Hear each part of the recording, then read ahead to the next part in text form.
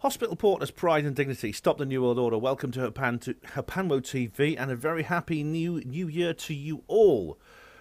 Welcome to this, the first ever HPANWO TV video of 2022. I know I've broken with tradition a bit, haven't I? Because normally I do a disclosure video, UFO disclosure video, on the first day of the year. I haven't been able to do that this time because of what I was too busy doing other things, preparing for something. I'll tell you more about that in a minute. But I haven't done a UFO disclosure video. That will come pretty soon.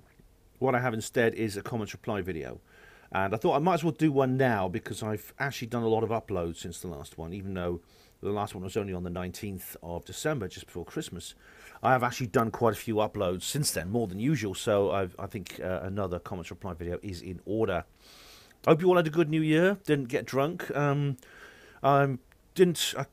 also thought, by the way, of doing another kind of comedy disclosure video, but I really can't top the one I did last year. The first video of 2021 was one of my, I think it's one of my favourites. The one with Boris doing disclosure. I thought that's just I really enjoyed making that, and I think it's really good. So I can't really top that. So comments reply video it is. So what are my comments reply videos? Well, if you're new to this channel and just tuned in for the first time, looking for something new and different to watch in a new, different year, well, basically it's what it says in the title. I reply to your comments. Now, people do leave a lot of comments under my videos. I get a nice number of them. I'm quite a popular channel, so I have a lot of comments. I feel obliged to address those comments, to give replies to people, especially some of you leave very long, detailed comments, and a lot of thought goes into them. We have a number of discussions and debates, which I feel obliged. I feel that I have a duty, I think, to engage with you people who take the time to reply, to put comments on my video. I feel that I have a duty to reply. I don't have time to type out replies to every single comment. It's too many of them. So what I do is I do this particular comments reply video instead, where I answer them on the video. Now, you may think to yourself, well, if you want to have some kind of reply to my comment, I don't want to watch a 9-hour video, because this is a really long video you've done here, just to get reply to one comment. Well, guess what? You don't have to watch a 9-hour video. Firstly, my comments reply videos never run that long these days. They used to, when I used to do them every 2 months or so. Now I'm doing them on average every 3 weeks, so the videos are much shorter. And secondly, I put a timestamp underneath the comment that I'm replying to. I just put something that says this. It says, thanks for your comment. It'll be answered approximately within and then a number, an hour of the upcoming comments reply video. So in this case, it's the first hour of the upcoming comments reply video. After an hour's gone past, I'll change it to the second hour, third hour, fourth hour, etc.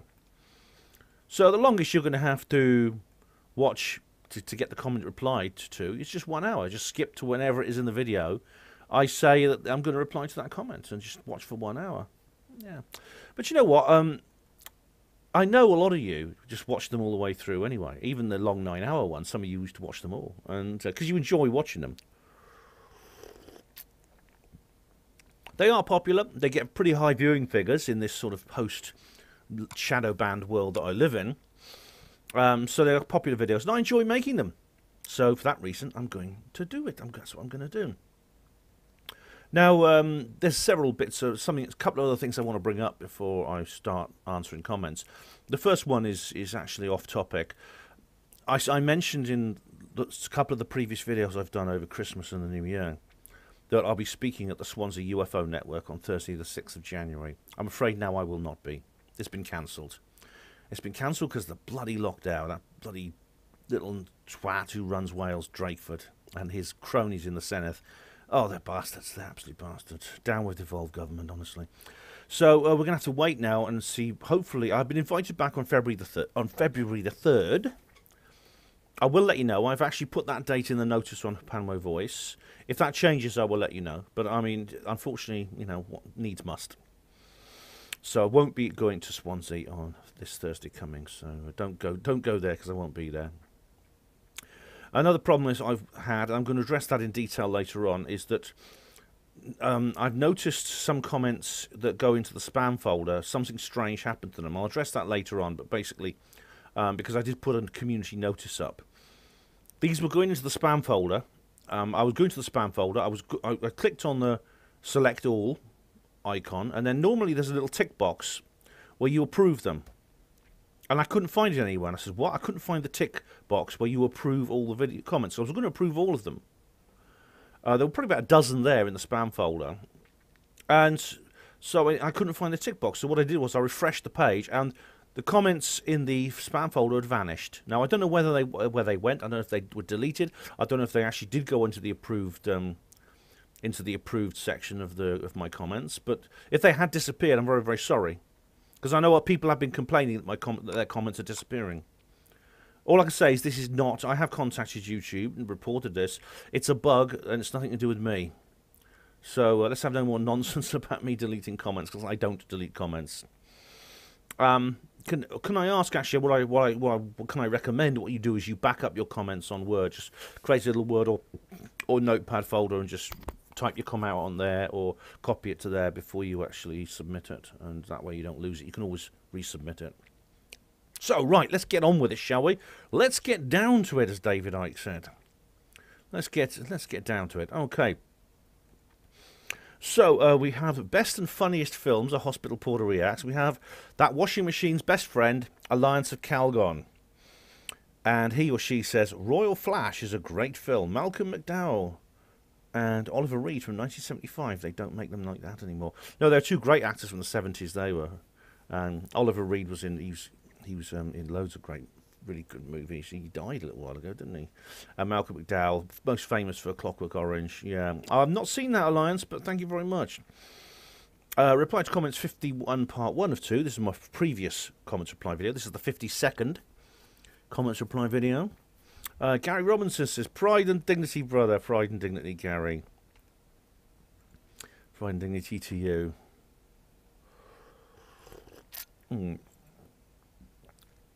And Gary Robinson said, and thanks for my honorary hospital portership.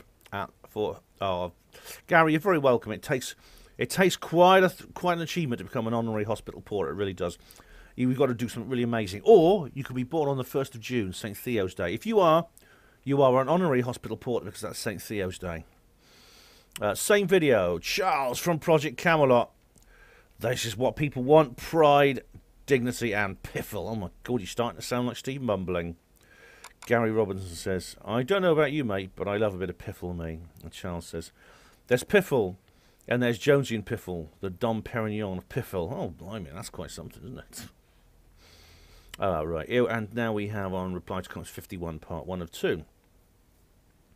Hey, Ben, what Jack Parker is saying about actresses having their teeth removed at 8:42 is true. Yeah, it's. I found that. I thought I was quite surprised when I found that out. In Hollywood, if an actor or actress wants to get hired, they need to have viewers so that their teeth appear. They need to have veneers so that their teeth appear perfect. Apparently, even people with what we might consider to be perfectly straight white teeth are encouraged to have veneers as well. I have them myself because I had an issue with my teeth when I was younger, which caused them to be very weak. Yeah, I mean, you can have them done for medical reasons, or if you have an accident, for example, and you lose one of your front teeth, you can have it replaced with an artificial crown. It's expensive. It's very expensive. They cost hundreds of pounds each. But you know, if you've got normal teeth. I mean, I've got normal teeth. The front. I mean, my teeth are in quite good shape actually at the moment, and I don't eat loads of sweets, so it's quite likely I can keep them. A dentist said I probably will keep my teeth for the rest of my life. But yeah, some people, as you said, you can have them polished. You can go to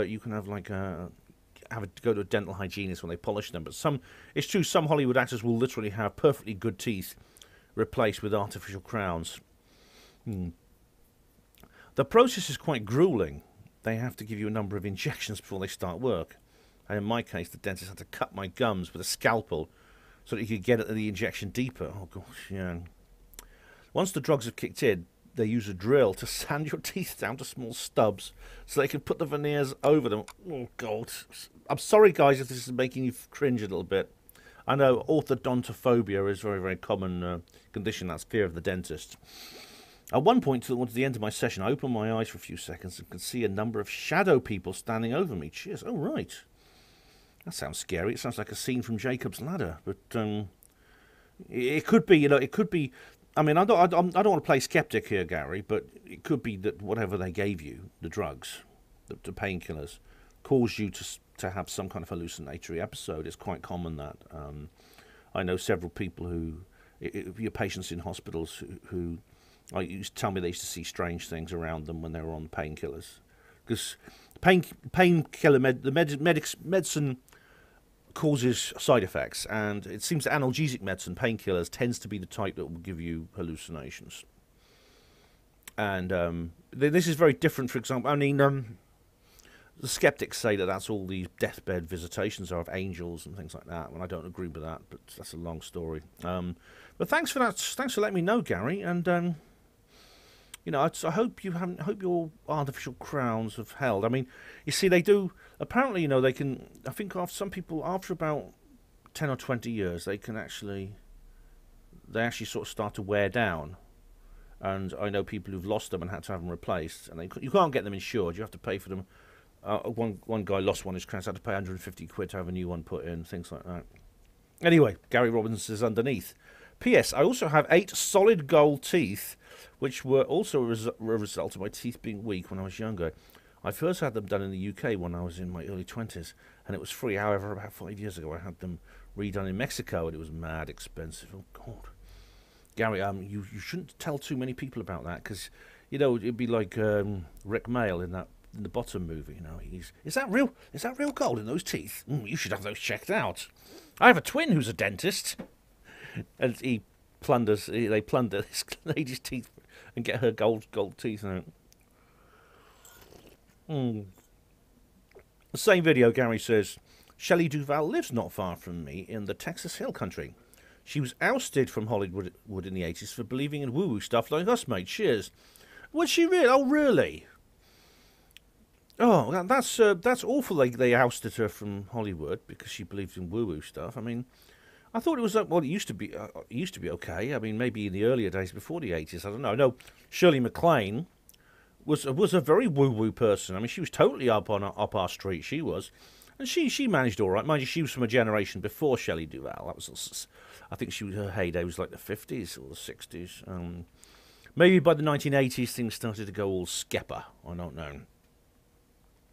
But anyway, well done for standing by her guns. Anyway, I mean, some of them do, you know. Like Mel Gibson's another. He believes in a lot of woo-woo stuff, and he stood by his guns, even though it has affected his career. And it has really badly affected his career. I wouldn't say. I mean, I thought I hadn't seen him for a while. Where is he? I wouldn't say he's been completely cancelled, but I mean, his acting roles are nothing like what they were before he started speaking out about things. Same video, Charles from Project Camelot. Ending your life with one's own teeth. Well, this took a dark turn. You do keep making these linguistic blunders. Did I say that? Ending one's life with their own teeth. Can you bite yourself to death? I don't know. Gary Robinson says, The Teeth of Darkness. Sounds like a good movie. Charles says, it will be dark if they're going where I think they are. I don't know. Is that the hell you get sent to if you cross super soldier psychic gangsters? Reply to comments 51, part 1 of 2. Charles from Project Camelot. No, you big Wally. Oh, you calling me a Wally?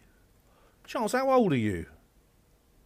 Good grief. You'd have to be at least sort of like 50 or so. Or no, you'd probably have to be 40 to 50 years old to know what was meant by Wally. If you were any younger, you'd use a different word. If you were any older, you'd use a different word. Anyway, he goes on. You should get an YouTube award for viewer engagement, oy vey. I don't know what the oy vey is. I think that's Yiddish, but for viewer engagement. Oh, well, thank you very much. Yeah, because I suppose doing these comments reply videos isn't it? It's viewer engagements. Same video, Charles says, yes. Skeptics have confirmation bias. We are biased towards anything that is actually confirmed. Ah, yeah, well, no, you see. If you watch my Skeptic video, Charles, and you have, I'm sure, the best, I've got several of them, actually. The best one is the Truth Seekers Northeast one, although there is a longer, older one. But I actually indicate that's actually not the case. I demonstrate that skeptics actually are very, very different kind of creatures to that. Reply to comments 51, part 1 of 2. Gary Robinson says, I love the story about Hugo's Japanese TV reporter girlfriend. Yeah, that's interesting. I can't remember if I've mentioned this to you, Ben, but I once met a lady on an internal US flight who was a famous Fox News anchor. I was initially irritated by her in the lounge as people were sucking up to her, and it made me cringe. When I was getting settled on the plane, I noticed her checking me out, and she moved to come sat next to me. She spent the rest of the flight chatting me up and doing a bit of touchy holding hands, etc. Ooh, wow. Wolf whistle. She eventually invited me to come and stay with her in New York City. Once we landed, it was a very long walk to the gate, and she took my arm, and we got mobbed by a lot of people who thought we were a couple. My goodness me, honestly, Gary, you know, you could have ended up on the front page of the tabloids. You realise that, don't you? I don't know who it is you're talking about here, but you know, a couple of paparazzi around, and it'll be all over the Sun and News of the World, or whatever the equivalent is in the States. Who is this strange man with so and so? Anyway, you carry on. Eventually, we got to the gate, and my wife was standing there. Oh, God, you're in trouble now. The lady, who I shall not name, said to my wife, he's been talking about you the whole way. Bye. Never heard from her again. Lol. Well, thank goodness she said that. Otherwise, honestly, Gary, you'd be in the doghouse for a long time, wouldn't you? So Gary says, P.S. So my advice when it comes to women in show businesses, enjoy it while it lasts. And hope that they say something to dig you out of a hole when your spouse comes on the scene. Reply to comments 51, part 1 of 2. No, nothing. Charles from Project Camelot. No, it's nothing to do with you jumping on E. Park's bandwagon. We don't want you to get lumped together with it all. Caution, Ben, caution. Well, I appreciate your concern, Charles. You know, but that is kind of what this is. An anti-Simon Parkes bandwagon is what we're talking about here. This, of course, refers to the this new lynch mob that's grown up around Simon Parkes. The reason is, Charles, there have been videos made about me. I've made videos like, you know, the lies of Marie Kay.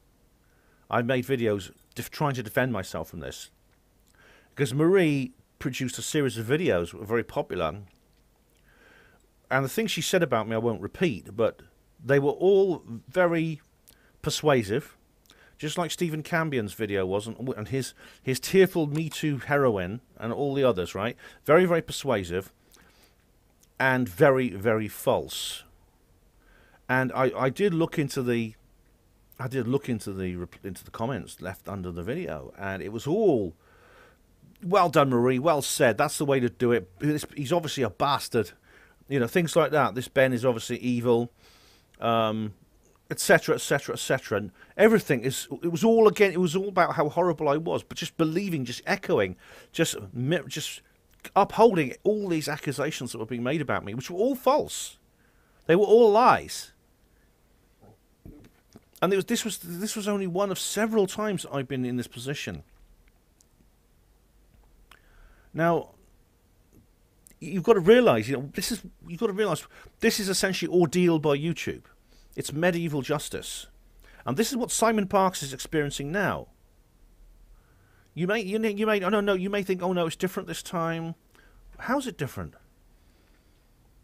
I mean, I know people said, Stephen Campion invited Simon Parkes to come onto the video and put his side across. That's what I've heard from somebody. You know, he had an open invitation to come onto the video, and Stephen always does this. Actually, he says, I invite them onto my videos. And then they don't turn up. Well, I'd say to Stephen, I mean, you know him, I don't. I commented on his videos a couple of times. I think you seem to be quite chummy with him. Probably they don't do that because they don't believe they're going to get a fair hearing. And you know what? If several of the people who've been attacking me over the last couple of years invited, one of them actually did invite me to an open debate, and I said no, I'm not going to go, because this person had this person's behaviour was so bad towards me that I didn't believe I'd get a fair hearing, and I didn't want to engage with this person. Could it be that these people, these anti-Simon Parkes, what do I call them? Enthusiasts? really are, when if you stand outside and look at what they're doing, look at their behaviour, maybe it's not actually the kind of thing that Simon wants to engage with, and I wouldn't blame him. This is why we need a tribunal system. We need something formal, a process by which we can sort these sorts of things out. And that's why I'm not. There is a bandwagon, an anti-Simon Parkes bandwagon, and I'm not going to jump on it. And I appreciate your concern, but I'll accept full responsibility for that. I believe I'm doing the right thing. Okay. Oh, Steve Mumbling is here.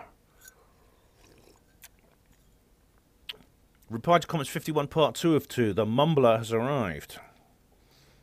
This is what I mean when I say you need an understanding of the technology before you can form an accurate opinion on it.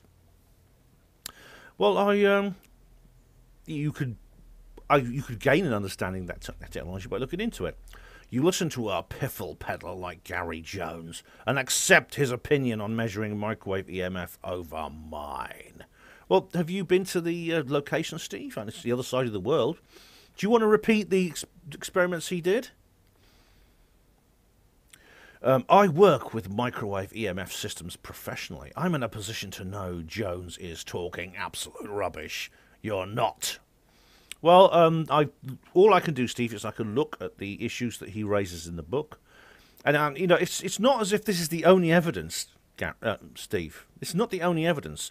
This evidence to do with the microwave readings, which Gary has, I think he did it properly. I mean, he's, people in his position, there are instructions that come with it. There's training you can have. Before I used to run a training course for UFO investigators, held by people like yourself who work professionally with these systems. So, and it's not like that's the only thing we've got. I mean, there's so much more. There's so much more on top of that. As usual, you skipped over the relevant details. The NOTAM was issued for a small area in southern Wales and only extended to an altitude of 5,000 feet. So? That's the notice to airmen. This is where they did the same thing with Area 51 a couple of months ago. Okay. Gaz Clark said the airspace was for the whole of Wales were closed. All right, well, if that could be a detail she got wrong, in which case it can be confirmed. But it could be she just said that and that was actually not completely accurate. But, I mean, I do think it's interesting that there was, you say a small area of southern Wales. How big? And to an altitude of 5,000 feet. Right, now, that's not terribly high when it comes to commercial aircraft. But it had to be done for a reason, and it was not Operation Chameleon. The worst thing any government could do if an alien spacecraft turned up is attack it. It's nonsense. Well, I mean, I would say that's something I wouldn't do if I was in charge of this sort of thing. I think firstly, it's immoral to initiate an attack on something that has shown you no hostility, even if it's not human. The same thing goes in terms of rules of engagement in warfare. Secondly, it's extremely foolish, because any kind of retaliatory strike from extraterrestrials in this situation tends to be much harder. They hit back harder than we hit them. There are a few examples in history of combat between humans and aliens, and in almost all those occasions, the aliens come better off. It's nonsense, yeah. But the thing is, Steve, despite the fact that we're making theoretical conjectures over what's right and wrong in this situation, and I agree with your position on it. The fact of the matter is, gunfire was heard. There was a very large explosion near the Royal Glamorgan Hospital. It was large enough to shake the building and possibly cause damage. There's no reports of damage being done, but you don't do that near a hospital if you're on a military exercise, because you can kill people. I mean, I know because the hospital I was with worked very closely with the Ministry of Defence, and there were several military exercises involving our hospital. You can look at the historical flight data on Radar 24 and see commercial traffic flying over as usual. Well, Gary did that, didn't he? The whole thing is just absolute rubbish. Gary is a great aficionado of Flight Radar 24, and he's the one who's been promoting the whole idea. But you should study. You really looked closely at what he actually said about the whole situation with the strange reconnaissance aircraft and everything like that. And Charles says underneath, yeah, no one can explain away one unproven conspiracy by resorting to another unproven conspiracy. That isn't debating, it's special pleading. Well, I think what Steve's point is that that Kaz might have made a mistake about the airspace, but the other things are correct. So Steve, Gary didn't just order this EMF meter and just waved it around for fun. It comes with instructions. You can get instructions on how to use it from people who are trained professionally within the UFO circuit.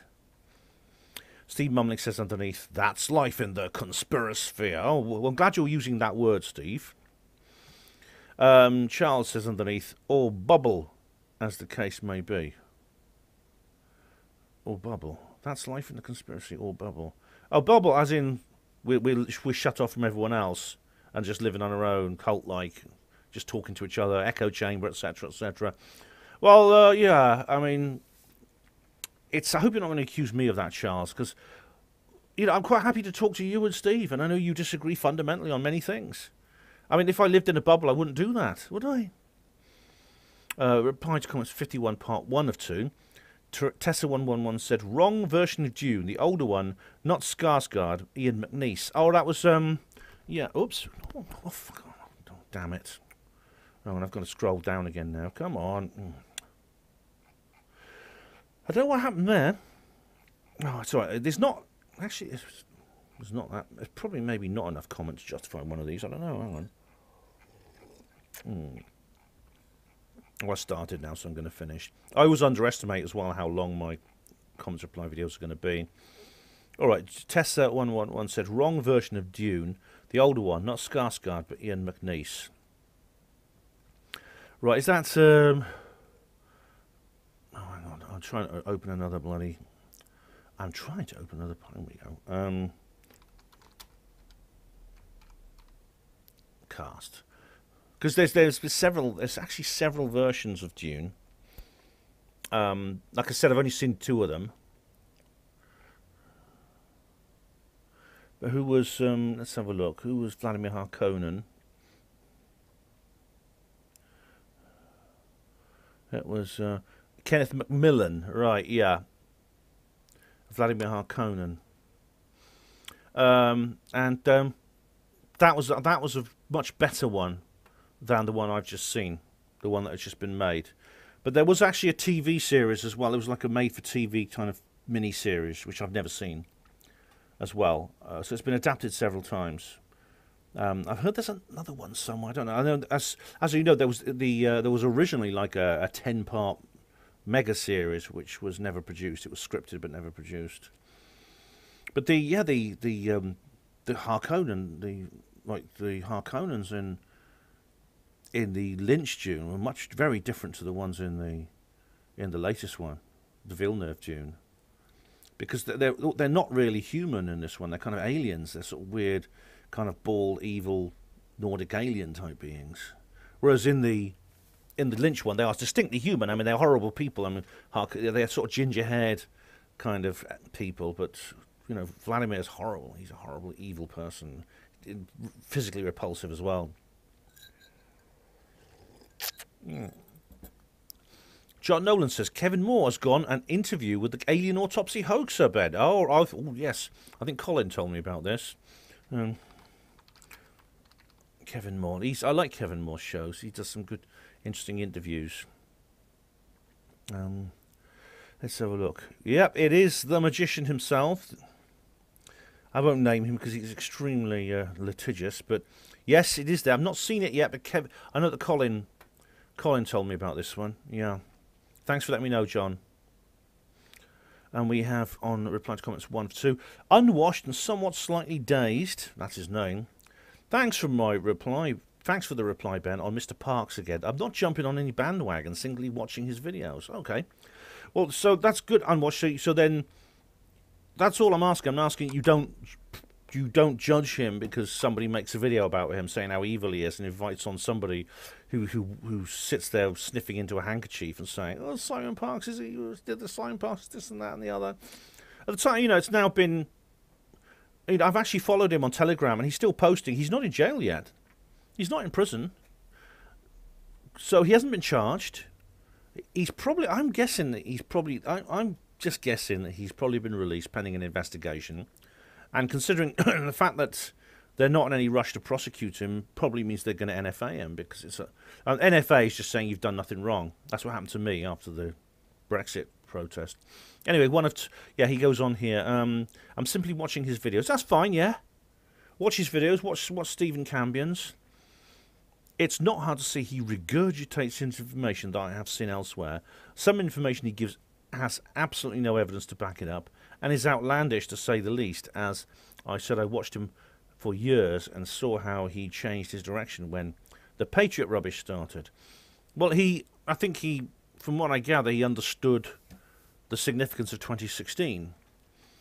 And the thing is, you say that it's outlandish, there's no evidence to back it up, but some of the things he talks about I don't, I've actually made a video, obviously, which I can't talk about on YouTube, but it's about the kind of things that he talks about and why I think they're real. And you'll find it on my alt text sites only, because if I mention it on YouTube, it's verboten. He says here, which was clearly just to attract more viewers, of which it did considerably.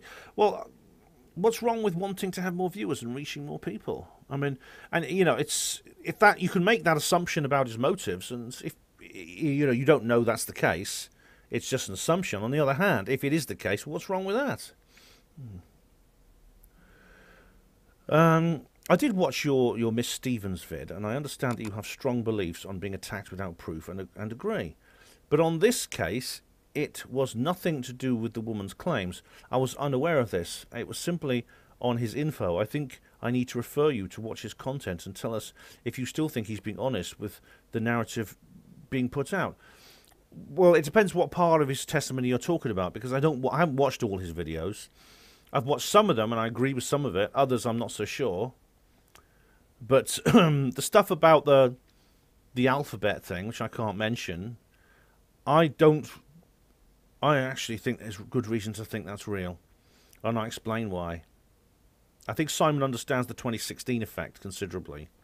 He has an appreciation of it, which I wish more people had.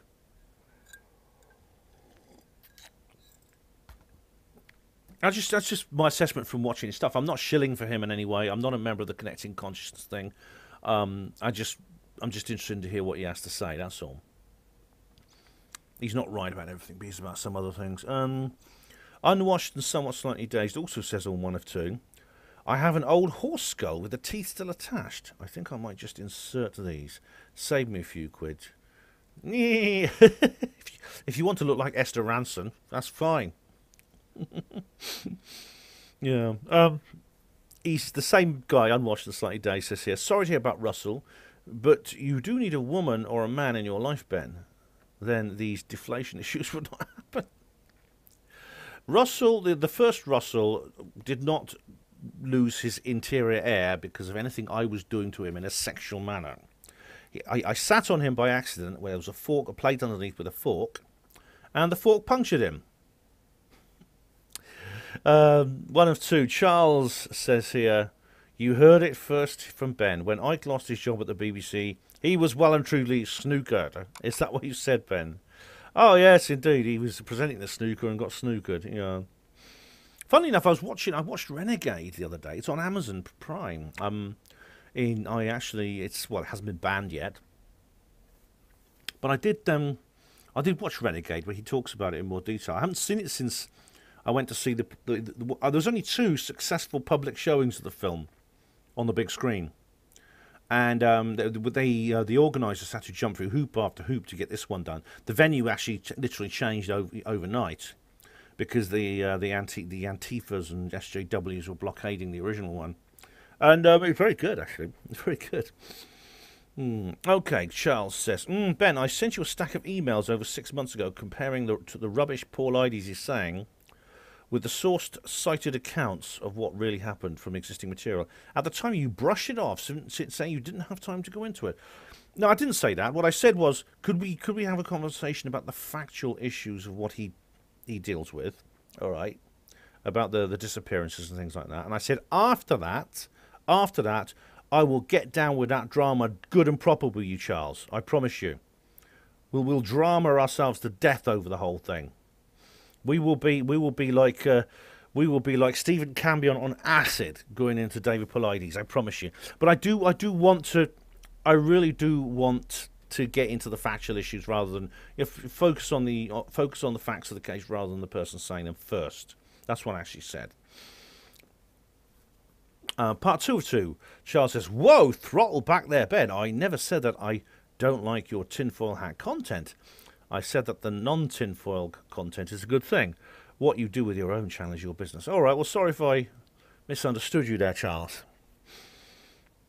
The lights were low, says on 2 of 2.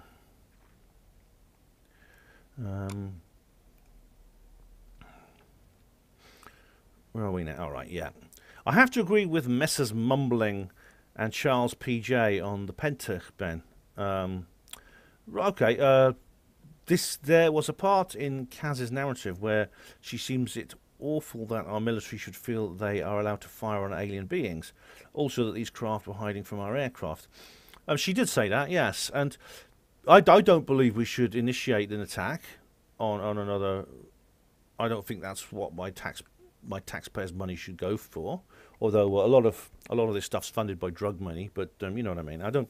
That's not part of the rules of engagement that we normally apply here. Also, that these craft were hiding from our aircraft. Yeah, okay. Well,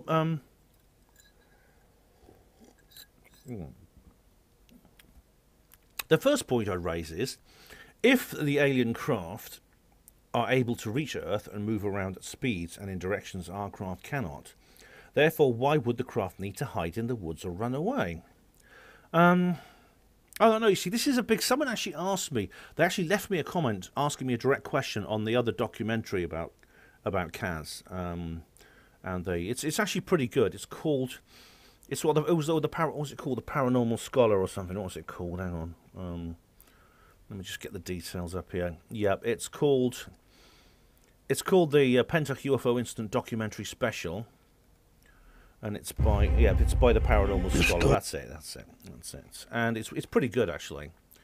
Someone asked me, Ben, what's this? They asked me, what was the details? Hang on.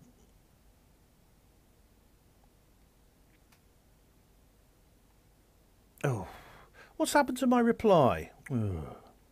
Oh yeah, someone called Nicholas said, "Any thoughts on how the military would know when and where the phenomenon was going to make an appearance? Although I'm no fan of Stephen Greer, I can't shake this possibility of false flag operation. Kaz's story was compelling, articulate and brave. Her risk deserves full disclosure." And I replied, "Hi Nicholas, that's a good question." And this is obviously something I don't normally address in these comments reply video, but the reply to Nicholas is kind of the points that the lights were low are making here. I said here, we see similar patterns with other UFO events like Bedouin Mountains and also in Wales, Mansfield, that is the Knots Roswell, etc. It could be the government have deep space radar, etc. that's remained classified. Could they use remote viewers? All these craft might in some cases be black budget technology rather than extraterrestrial beings, created by extraterrestrial beings, although I don't think that's the situation with Pentach.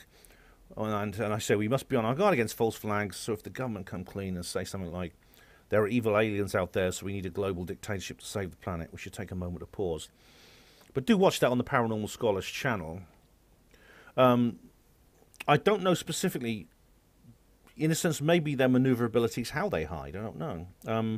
Or maybe it could be that they come in and out of our universe via wormholes. Maybe that's what it was. It wasn't so much hiding as simply maneuvering.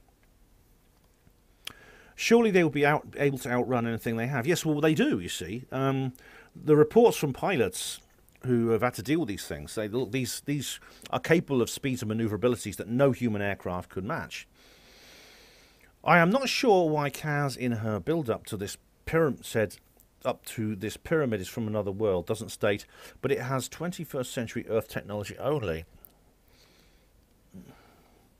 If it had more, it could have moved off at super speed, cloaked, slipped time, etc., etc.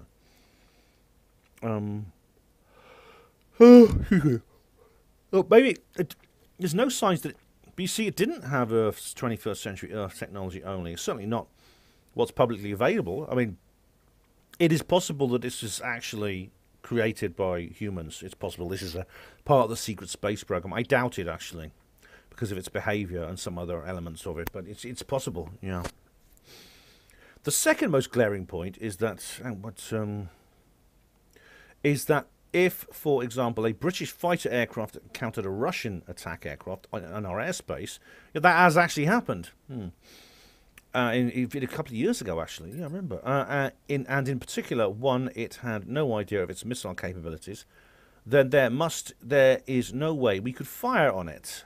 Well, you can engage a target in certain situations. So, for example, there was one occasion actually when a Russian aircraft was literally warned to turn around or they'd be shot down. These RAF interceptors actually said, you need to turn onto reciprocal course, leave airspace now, or you will be shot down. But you don't just do that willy-nilly against anything and everything. There is a procedure you've got to follow. The reason being, our aircraft and crew could be blown to bits, and it could be the start of World War III. Not just the world involved, interplanetary war. Yeah, of course. In fact, in situations where humans and aliens do attack each other, usually the humans come worse off. The same basic principle must be applied here. If we thought, okay, let's fire on the aliens and bring down the spaceship, we would have to think first. If we fire the first shot, they could have enough firepower to blow the world to pieces. Yeah.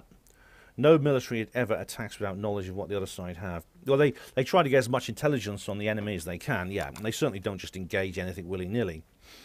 For that, well, that's a good point you've made here. But you see, what the evidence we have is we have the appearance of these strange objects. Then we do hear gunfire and we hear explosions. That's all we know. Now, we don't know that that's definitely them shooting down a spaceship. For all we know, the thing might just have crashed or it might have landed. We don't know specifically that it was shot down. But we do have these strange objects appearing, and we hear gunfire and we hear explosions. The field was cleared of scrap by the military of the for the incident basic. Yeah, that's odd, isn't it? It was the whole of Smilog Woods, which is a notorious fly tipping site, was cleared of all its rubbish. Now, this is something that the local people have been on about. They've been on to the council for years to get it done. And the council have said, oh, we're not going to do it right. All right, I'll put it on the list. We'll do it later. I'll have a discussion at the meeting about it. And all this other sort of things that councils do. And a sweet FA was actually done about it. But literally within days of this incident happening, they swept the entire area, the entire hill of Smilog Woods. And they picked up every piece of loose material they could find. The same thing was done at Roswell. Gary asks, where would you get machines to cut a large piece of land? A farmer, maybe. Well, they have ways and means of doing it. You can always get hold of the machinery you need. If you need to, you can hire it. I mean, they did that in Mansfield. What you see what they did? They not only cleared a large number of trees, but they also dug up the topsoil and replaced it with sand. The amount of witnesses from the smoke in the hospital and banging the walls shaking is how many? If you had nurses, porters, patients first-hand and not friends, this would help. Well, if you look at the research done and look at the witnesses interviewed, I think that is actually quite significant. Although we do, you see, the professionals themselves, the people involved, we operate under a confidentiality system, so you can't talk about it. You can actually get into trouble if you reveal anything that goes on in the hospital without certain knowledge, especially things to do with patients and their care. You have to maintain confidentiality. It's possible that the people, because it must have been a large number of people the size of this explosion. But if you know, Gary and Kaz did approach the media officer at the hospital, and there's an interesting story behind her. So yeah, I think obviously something strange happened there. Okay. RDH has called this one regardless of his shill quest. I know, and I think he's wrong. Charles from Project Camelot. Yeah, Mick West also took this one apart on Metabunk. Ah, somebody sent me a link to that. Yeah. Someone actually sent me... I discussed this on the panel already. Someone sent me a link to his page. Unfortunately, it was all mobile phone screenshots, so it wasn't very easy to read. But, yeah, I did go through it, and I think he's wrong. I think Mick West is wrong. So, Lightswell, I think you're incorrect here about this whole thing. I mean, you raised some interesting points about the shooting and things like that. But again, you know, if we don't know what happened, except there was gunfire and an explosion, we know an area of the ground... there's a lot of attention focused on an area of the ground. It was sealed off, which is what would happen if there'd been some kind of physical evidence that needed to be cleared out. So it's reason to assume that maybe somebody did open fire on this object. That may not be the cause of a crash, but it's something like that. Okay, part 2 of 2. Totus says, if you're researching MH370, be sure to check out the incredible geomantic coincidences surrounding the location of the disappearance. See here for a video. All right, I think I may have seen this. Let's have a look. I think is this Secure Team 10? No, it's not. Okay. All right. Oh, they use the same music I do. All right. Okay. I've not seen this. No. I'll just show you it quickly.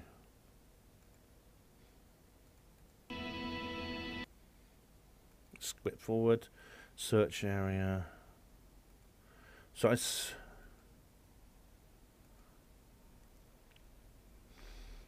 I don't have time to watch all this. I'm sorry, mate. I'm sorry I don't. Okay. All right. Let's go back to.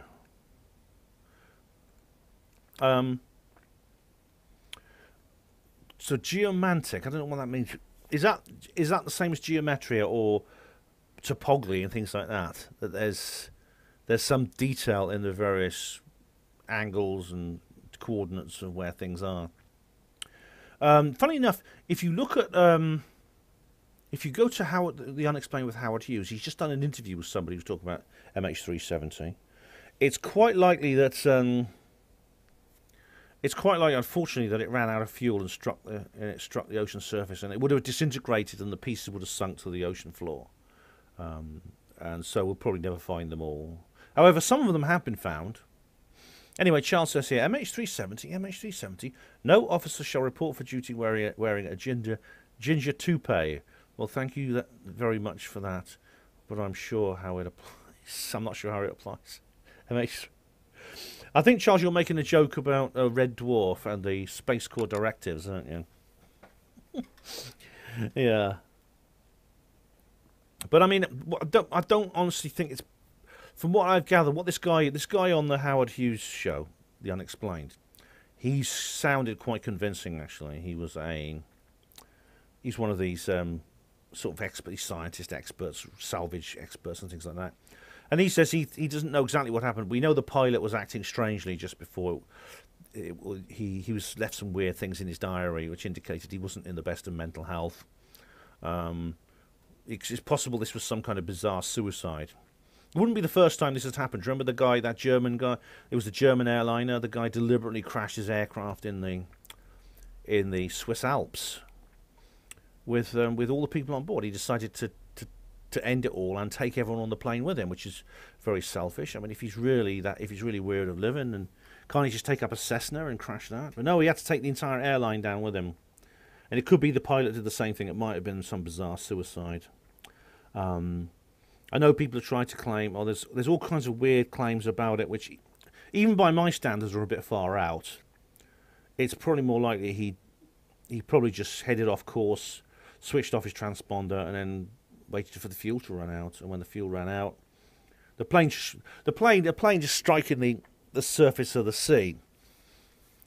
just nosediving into the sea. You know, you wouldn't get there's no sort of wreck of MH370 lying somewhere on the seabed, and one day we'll discover it.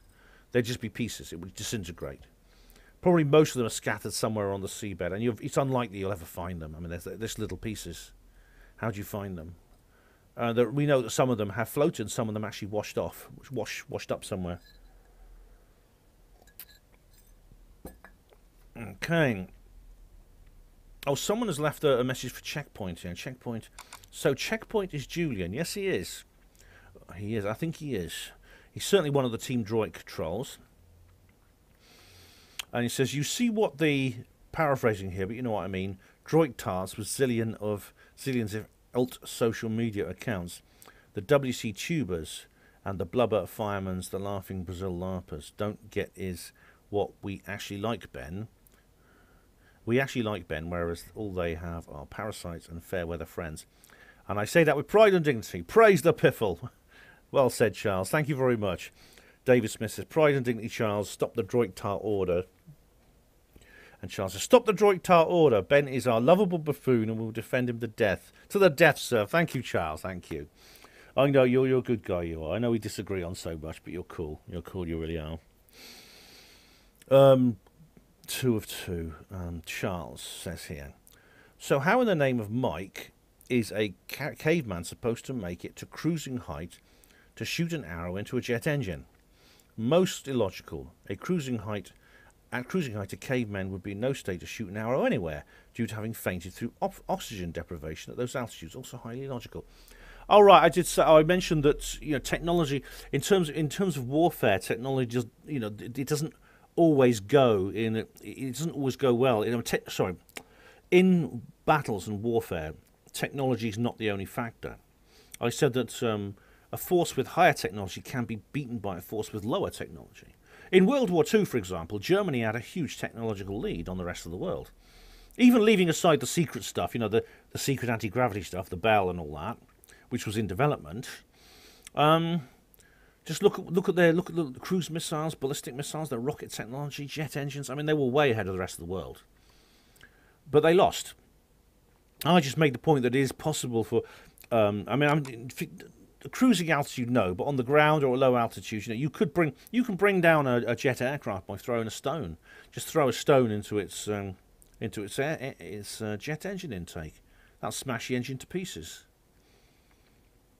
It's a low technology way of dealing with things. In the Vietnam War, how many Americans died in the Vietnam War? So 58,000 were killed in the Vietnam War. A large number of them never actually saw the enemy. They were killed by booby traps that were literally made from almost anything anyone could find, just from normal objects. It was very low tech indeed. In some cases, it was just like pitfalls with sharpened bamboo and things like that. It was really primitive in some cases. Yet the Americans were terrified. The biggest, most high-tech army on earth was terrified of these things. And indeed, eventually they lost the war. It's because of that. Charles said here underneath in 1 of 2, I just had a terrible realization. For months there has been no Liberace. Has he died? I saw him just before Christmas. But he's been quiet, hasn't he? I haven't heard him play the piano since... When was it? A couple of months. He can't have stopped. If I see him again, I'll ask him why he's not doing the piano. Yeah. He has been quiet, hasn't he? Okay. Oh, we have the Great Skeptic Debate, Part 2. This is an old one. This is an old one with Beatsart. Beatsart, who sadly died. I actually made a video about him, and his family asked me to take it down. And this was only just after he died, so I did. Maybe I'll re-upload it at some point. I mean, enough time's gone past now. But, yeah, this is real. This is the Real Truth Seekers channel. Praise the piffle. Praise the piffle. Praise the piffle. Oh, thank you very much. It was actually great fun doing this with Beatsart. I did enjoy it. That's Colin Snuggs. It was good fun. Colin, he was only 41 when he died. It's very sad. 2 of 2, Charles. Oh, all right, seeing as no one else has done it yet. I cast the first vote re the Cryonics livestream. The world's best super soldier votes. Yay, all right. I'm surprised it got such a frosty reception. I also vote yay on the drunk live stream, as long as we get the drunk Nick Pope story. Oh God, I'll tell you that one. I've told it. I'll tell you it. But it's quite amusing. Yeah. All right, I'll do the Cryonics live stream at some point. The frosty reception. Someone said that the character in the book is called Frost. I think that's probably not a coincidence. Yeah. But who can deny the big, bald, faceless one? Yep, Charles, you have your way. It's on my list. In fact, I've already put it in my notes. Let's just double check. I'm not still got on screen share, have I? No, no, good. It's in my notes here somewhere. Let's have a look. Cryonics live stream. Yes, it is. Okay. Here we go. Right. 2 of 2 again. Oh, I've got to read. Oh, God, this is a long one. This is David Smith. This is a very long comment here. I can't promise to go through all of this, David. It's a long comment. Another dedicated reply video, but these are terrible for any kind of debate or dialogue. Well, what do you improve? It's too difficult to remember what was said weeks or months ago on a particular point or subject, so conversations can't really advance much. It's too difficult a format to reference the previous points made. Well, then, David, I don't know what else to do. I don't. I mean, I don't have time to get into type, conversations in the chat box with you guys. I'm sorry, I can't. A natural law resource-based economy is defined as an adaptive socio-economic system actively derived from direct physical reference to the governing scientific laws of nature. Yeah, well, adaptive, you see... Well, I suppose you could say, though, that a free market economy is that, too. Adaptive socio-economic system actively derived from direct physical reference to the governing scientific laws of nature. Well, so is a free market economy, then, isn't it? See, the free market does that, doesn't it? That's the point. Overall, the observation is that through the use of socially targeted research and tested understanding in science and technology, we are now able to logically arrive at societal approaches which could be profoundly more effective in meeting the needs of the human population.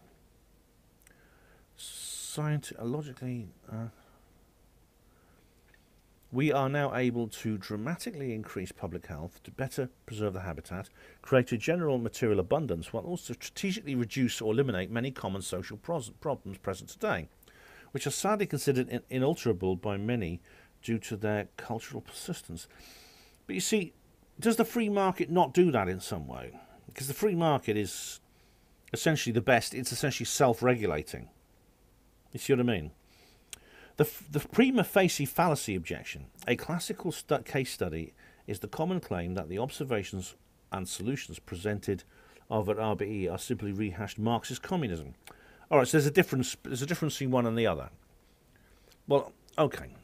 So far, I mean, I've seen nothing really different. So far, what you've said doesn't really present anything different from the free market economy. But carry on anyway. Let's briefly explore this as an example. Referencing the Communist Manifesto, Marx and Engels present various observations with respect to the evolution of society, specifically class war, inherent structural relationships regarding capital, along with a general logic as to how the social order will transition through revolution to a stateless, classless system, in part while also noting a series of direct social changes. Yeah, I've read that book. It's actually quite a short book. It's one of the most influential books ever written, but it's very you can read it in a couple of hours. It's quite short.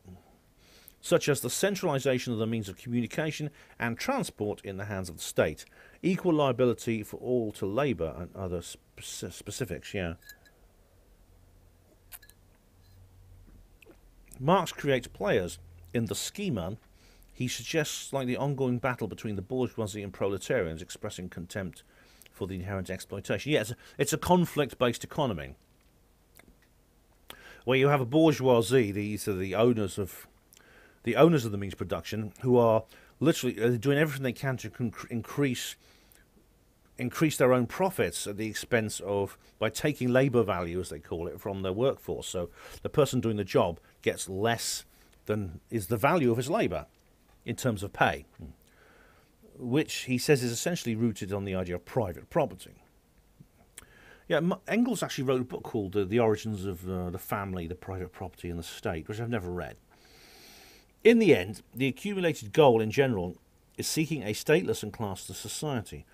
What they're saying basically is that the proletariat would run, oh, that's the end of an hour, would run the economy themselves through a worker state, which would therefore there wouldn't be a bourgeoisie apparently exploiting the workforce. I should say I don't agree with all this. I mean, I've seen the other side of the story. Stefan Molyneux does a very good analysis and takedown of this whole idea. But anyway, that's the end of an hour. We'll come back in a minute, David, and do the rest. Right. On the surface, reformations proposed by an RBE promoted solutions might appear to mirror attributes of Marxism. Yeah, that's a sense I got. Basically, it is similar in that sense. What makes it similar, I think, is the fact that these things would be organised rather than just allowed to happen. So economic activity would essentially be engineered. The economy would be turned into a kind of machine, which is essentially what Marxism is suggesting. It is suggesting literally economic engineering, and the RBE is as well. Okay, I've seen Zeitgeist, all right, David. I know that they do. The people who made Zeitgeist are very, very keen to say, well, this is actually not Marxism. Anyway, if one were to completely ignore the underlying reasoning, the idea of a society without classes, without universal property, and the complete redefinition of what comprises the state might on the surface show confluence by the mere gestures themselves. Yeah, the gestures meaning, yeah, I suppose this, you understand, I know you're going to argue that the two things are different, but you understand why they present in a similar way. Especially since Western academia commonly promotes a duality between communism and capitalism, with the aforementioned character points noted as the core differences. However, the actual train of thought to support these seemingly similar conclusions is quite different. An RBE's advocated benchmark for decision-making is not a morals philosophy, which, when examined as its root, is essentially what Marxist philosophy was a manifestation of. All right, yeah, it's. I suppose there's a sense that, yeah, I mean, Marx and Engels' point was that capitalism is essentially unfair. I mean, Graham Greene actually said this. You know, he likes Marxism because it's standing up for the underdog. So I suppose on one level it is that, yeah, it is moral.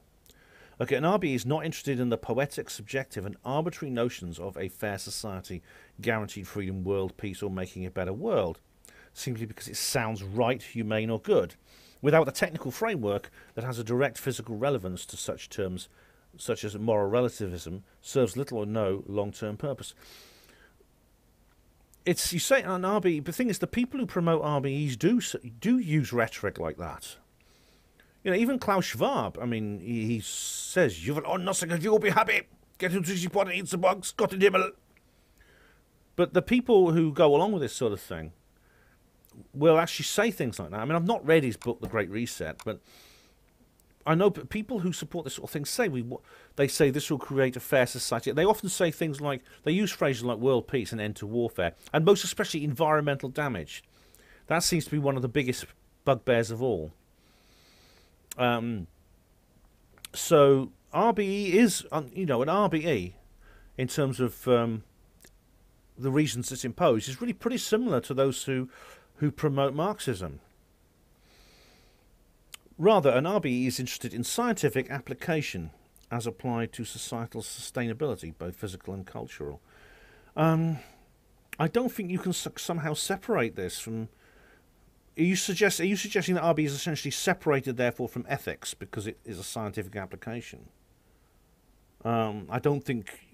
It's very, very difficult to separate anything from ethics and to say this is ethically neutral. It's just scientific. This has happened several times over the years where scientists have said that. They essentially bury their heads in the sand and said, "I'm a scientist and nothing else." as Carl Sagan pointed out, that's what leads so many scientists to get jobs in the defence industry. He carries on here. The method of science is not restricted in its application within the physical world, and hence the social system, infrastructure, educational relevance, and even understanding human behaviour itself. All exist within the confines of scientific causality. In turn, there is a natural feedback system built into physical reality, which will express itself very clearly in the context of what works and what doesn't over time, guiding our conscious adaptation. The problem is, most people don't really go along with that. If we're now talking about what works and what doesn't, it depends on what works for whom. Because if you're suggesting that there's essentially a self-regulating system, which means ethical problems are not really relevant, then most people, if I understand you correctly, most people don't care about that, unfortunately. Most people are pseudo-psychopathic. And that's the problem. That's one of the big problems we have to deal with, I think. In a sense, it's partly mind control. I mean, we've had a century of propaganda, going back to Bernays and people like that, essentially to turn humans into what we are today. And it's worked very well.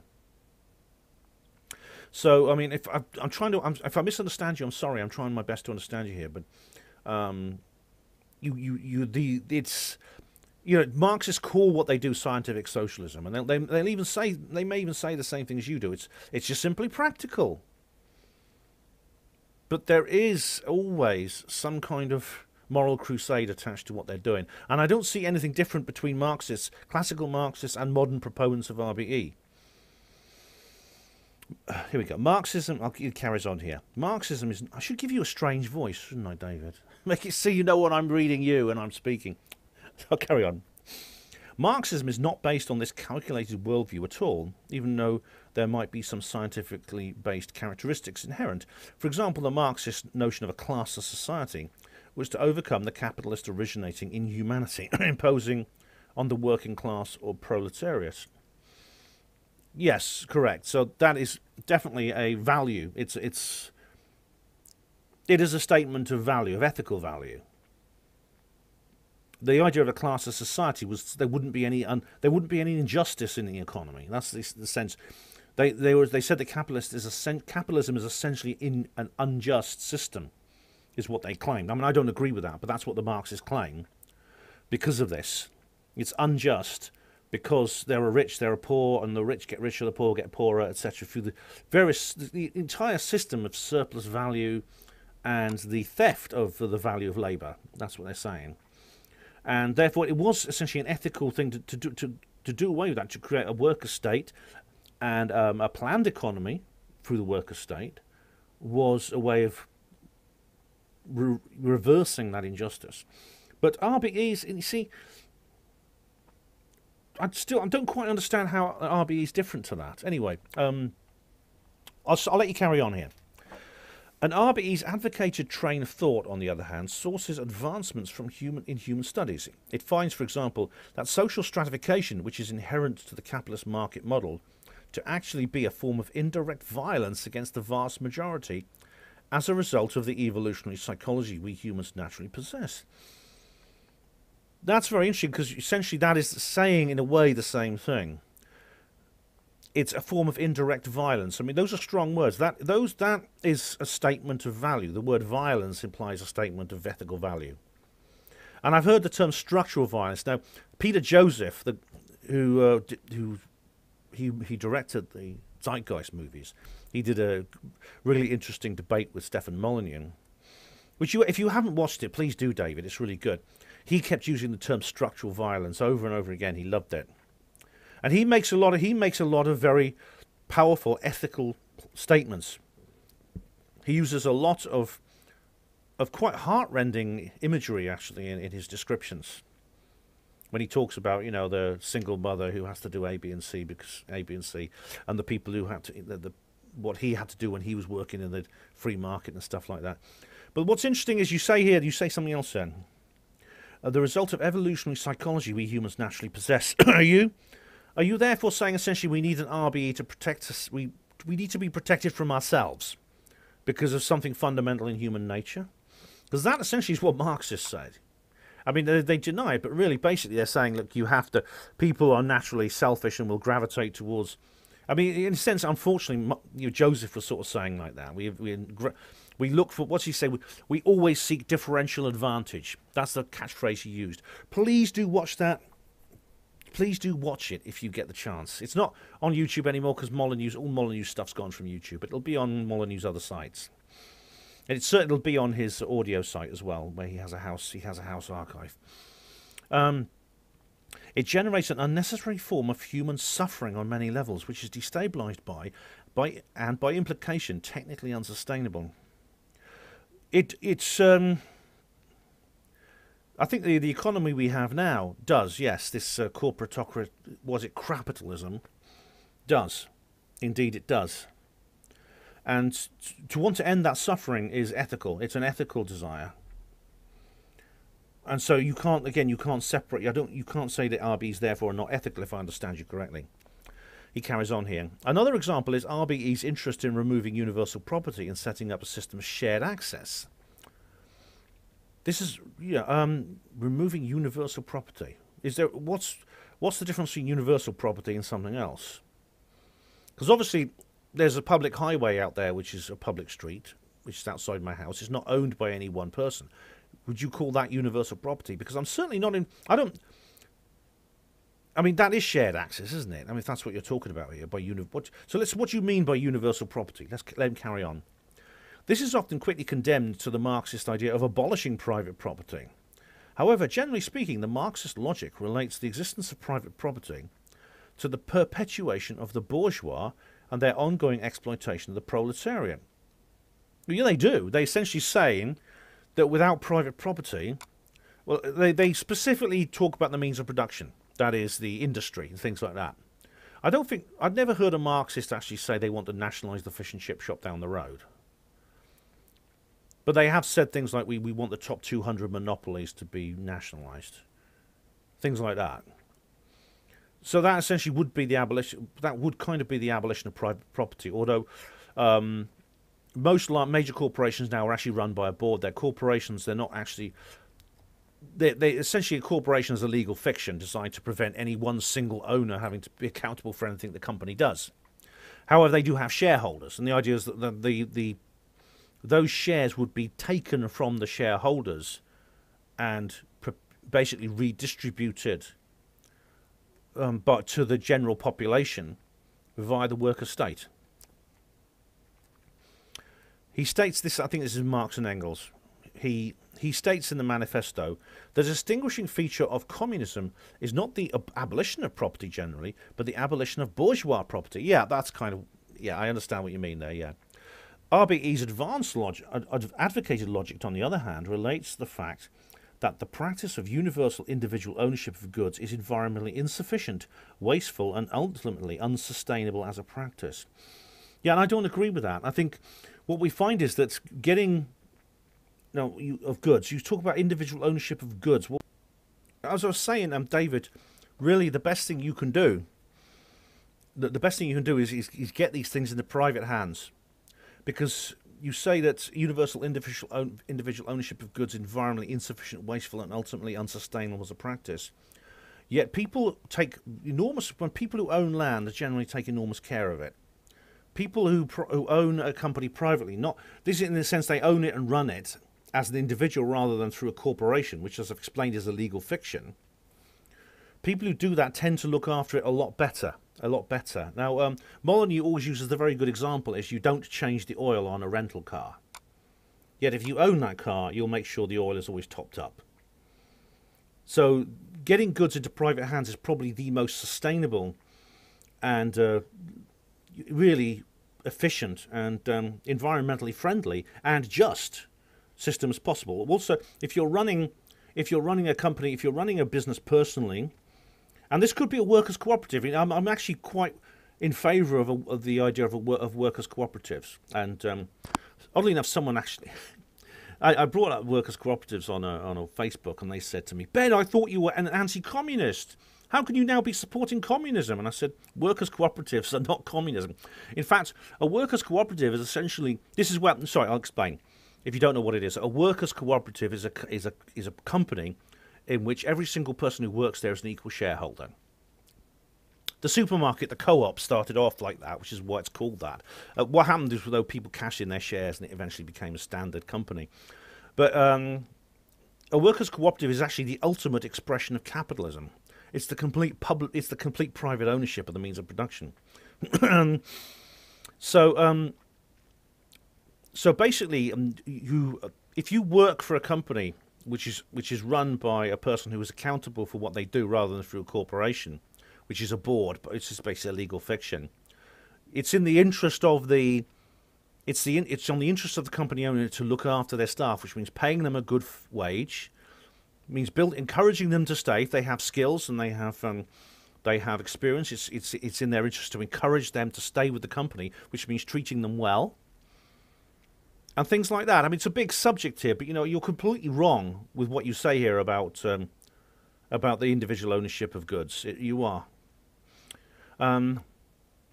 I'll carry on here. David says, this supports a restrictive system behaviour and a great deal of unnecessary deprivation. Well, it doesn't, though, does it? And hence crime is common in societies with unequal distribution of resources.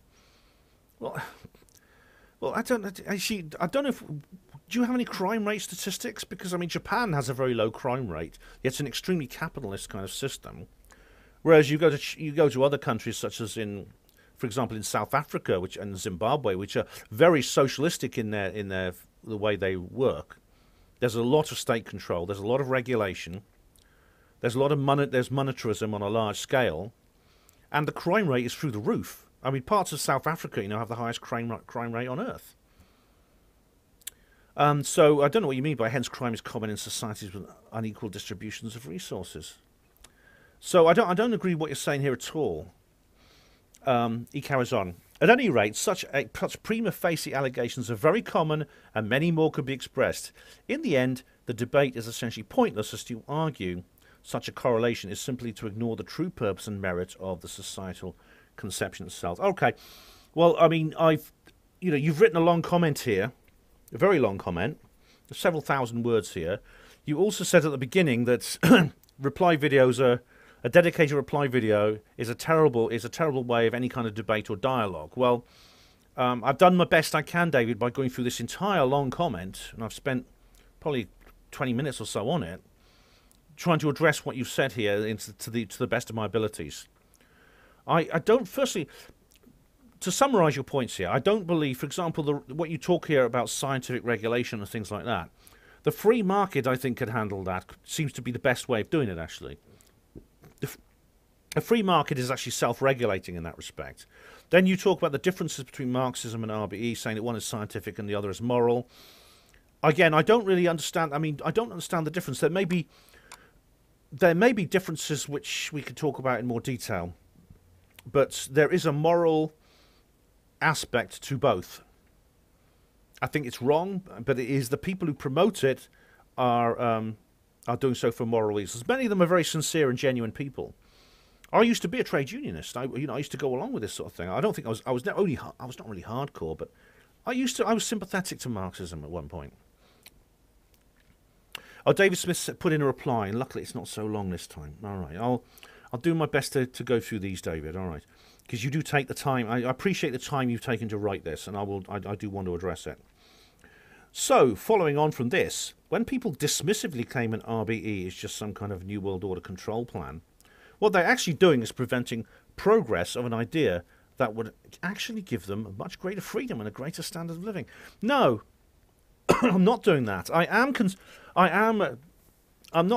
say I dismissively claim these things. No, I'm warning that RBE is some kind of NWO control plan. I mean, they've essentially admitted it. At Davos, they've essentially admitted. They want to do this. They want to set up what they call... they want to set up... I forgot the name they give to the cities. They want to set up the smart cities with the designated work and living spaces and things like that, where people essentially are assessed over their carbon footprints.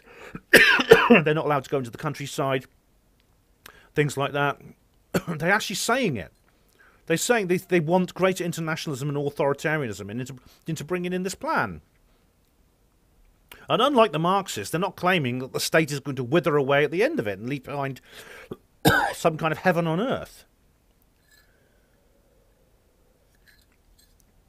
Much how people vote for things like Brexit, it's shooting themselves in the foot due to misinformed beliefs and conspiratorial type thinking. Oh, red rags or bull, don't get me started on Brexit. You know I don't agree with you on that, David. You know I don't. I'm not going to go into that now. I've made entire videos explaining that. David carries on. I'm not saying there is nobody in positions of power who enjoy that privilege, but logically these people want to perpetuate the same systems that allow them to have power in the first place. Yeah, but they are people. They are people on the side of this RBE. A lot of the people now who are in positions of power and privilege are the ones who say they want the RBE. Do you think they can do that because they want to give up that power? No, they're going to be like the elite in various socialist states. It'll be like the pigs in Animal Farm. That's what they. This is what we're. The people who are being fooled is you. It's your side that doesn't understand what's going on here. We'll be eating the bugs. Do you think they're going to eat bugs? No, they'll be eating beefsteak and they'll be having all the best food imaginable and things like that. All right, here we go. This is why I shake my head when I hear things like something I can't mention on YouTube, talking about supporting those types of people whilst claiming others who don't are akin to sheeple. Well, you see, you're essentially seeing this from the opposite positions myself, but I'm trying to make you understand. You know, people like Trump are good because they're against this sort of thing. You think they're bad because they're in favour of some kind of pathological, corporatistic fascism, and I'm saying no, they're in favour of libertarian freedom. Oh, I get it. As the saying goes, it's easier to fool people than convince them they have been fooled. That's true, actually. But I think you and I disagree on who's the one who's been fooled and who's the one doing the fooling. What I have done, though, David, is I have done my best to address the points you've made in this long comment. And I thank you for taking the time. I hope you'll provide me with an interesting reply. Okay, here we go again. Oh, here's David again on 2 of 2. With regards to your views on abortion, I hope we're not going to repeat the same debate we had, David. You're supposed to be organising a meeting, aren't we, with somebody, with someone who's had an abortion, weren't you? I mean, when's this going to happen? I'm not sure I understand your position exactly. All right, well, I've made a video explaining it as best I can. I would encourage you to call one of the talk shows like Talk Heathen or Truth Wanted. They have respectful hosts, and you could have a live dialogue debate with them about your views on this. I'm wondering why you don't do that. Well, I'm wondering why you haven't set up this meeting you were going to set up. At least this way, you wouldn't have to straw man skeptic positions and could actually engage in real time with people who could provide instant feedback. Well, David, I'm not straw manning anything. I'm not straw manning skeptic positions. I'm allowing you to say your piece here, and I'm willing to spend 25 minutes reading out a very long comment of yours. To avoid straw manning you. And why is it better to provide instant feedback? You know, one of the things that I often have when I have face-to-face conversations with people is afterwards I'll say, I wish I'd said this, I wish I'd said that, things like that. But you can't do that when you're on the hoof. It's actually easier to have these debates where you get to think about your replies beforehand. Much easier. And you do straw man skeptics, do I? What I really hear when you comment against skeptics in general is you referencing the kind of mindset I hear from pseudo-skeptics. I'm not sure what you mean by that, but I mean, in what way do I straw man skeptics? To straw man means to take an individual and then put a fictional identity over them, which is easier and more, in a sense, more of a caricature, and then essentially take that down instead of the person you're actually dealing with. So I'm not doing that with you, am I? When you say that's not an argument, it should be considered that what you're claiming is good evidence for something you believe in can't be refuted. But that doesn't make it true. Well, can you give me an example of what I've done that? Because I don't think I have. It's up to you to falsify your positions and beliefs, not up to others to prove them untrue. David, what I say is falsifiable. If, for example, it can be proved that the Penturk incident was caused by some weird-shaped balloon, and you have evidence that balloon exists, then I'll admit I was wrong. If it was some hoax by someone with a big triangular balloon, I'll admit I was wrong. That falsifies. That is a falsifiable hypothesis. Therefore, it's not a fallacy. Nobody can prove an experience you had wasn't a ghost if you can't accurately know every detail of that experience. It's impossible, Ben. I know, which is why I've never said that my experience was a proof. You're referring, I suppose, to my ghost video that I made. I've never said that that was proof. I just related my experience. Now, if you'd had recorded it, then we'd have some verifiable way of showing what you claimed to have experienced was accurate and could go from there studying the footage, etc. But we rarely get that. And every time we do, it's either proven fake, hoax, mistaken, or inconclusive. Usually inconclusive, I think you'll find. It's not... That's the most common thing. The problem is, I mean, if I was walking along the road and an alien jumped out in front of me, I'd want to get a photograph or footage of that alien. If I did so, people would either claim it was... If it was very, very clear, people would claim I faked it. If it wasn't clear, people would say, "Oh, that's just a fox." So it's a bit tricky there, David. Anyway, Charles replies underneath. Oh yes, a version of "that's not an argument" was often used by James I when engaging with up to 5 theologians or politicians in one sitting. After being soundly outclassed and debated and out-argued, James would simply shut up the whole debate by exclaiming, "I give a turd for your argument." Oh, right. But that's not what I'm doing, Charles. What I'm saying, I'm not saying that something... I just don't say, well, that's not an argument for anything. I don't. I'm the one, actually, who suggested a due process, a tribunal system for dealing with internet drama. What I'm saying is that someone's sitting there going, "Oh, Simon Parkes, and there's someone else going, "Yeah, Simon Parkes is bad." Right? I'm saying that is not an argument, and it's not.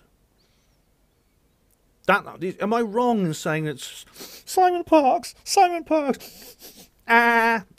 that an argument? Where's the axiom in what I've just said? So that's not what I'm doing here. That essentially is straw manning me. And David says here, I like Christopher Hitchens' quote that that which is asserted without good evidence can be dismissed without good evidence. Correct. That's right. He was always, and Charles says he enjoyed saying that. Christopher Hitchens enjoyed saying anything that would get him into arguments with other people, which is why I think, I mean, as a brilliant a man as he was in terms of his style, in terms of his intelligence, I question his sincerity. I think Christopher Hitchens was... I wonder what he really believed about some things which he said he believed. But anyway, he was very, very entertaining character, and I do prefer his brother, actually, Peter, but I do enjoy watching him. I really did. All right, one of two TK. We've watched all these old... How are we getting on here? Good. Blimey, we're on the second hour. This is going to be longer than I thought, as usual. One of two TK says, "Oh, I should have put my comment on the non-YouTube actual video and not the notice of it. As you didn't understand my comment, it seems. Probably won't understand this one either. I guess with the comment format, I'd have to explain everything in clear terms. Otherwise, the comment fouls off. I don't really understand what you mean." I guess so, yeah. So what I meant was that the unmentionable thing feels the same as the Freeman on the land, in that all the conspiracy people jump on it, but eventually it just fades away into nothing it was to begin with. Yeah, the Freeman on the land thing, I've sort of fallen out of love with that, and I notice most people have now. There's a few people, there's a few of the old Freeman on the lands are still around. I discovered Psychodriller on Odyssey. Yeah, Psychodriller's still around. He does mostly COVID vids now, but yeah. So cling on who you can to the unmentionable thing. Same as cling on to Freeman on the land. Oh no, you have all given up Freeman on the land one right now. So perhaps you'll soon give up on the unmentionable letter one too. Now, you can't catch me. I'm the gingerbread person. TK, firstly, I haven't given up on the unmentionable letter. All right? A lot of people have. I mean, unfortunately, the election of Joe Biden has is really been quite a big blow to people, because no one thought that would happen. Everyone thought it would all be done and dusted. I mean, I did. I didn't think. I actually said at one point, back in a couple of months before the election, I said I'm 80% sure that Joe Biden will never get in. Or once the election was over, I said I'm 80% sure that he won't be inaugurated. Things like that. Of course, it didn't happen, did it?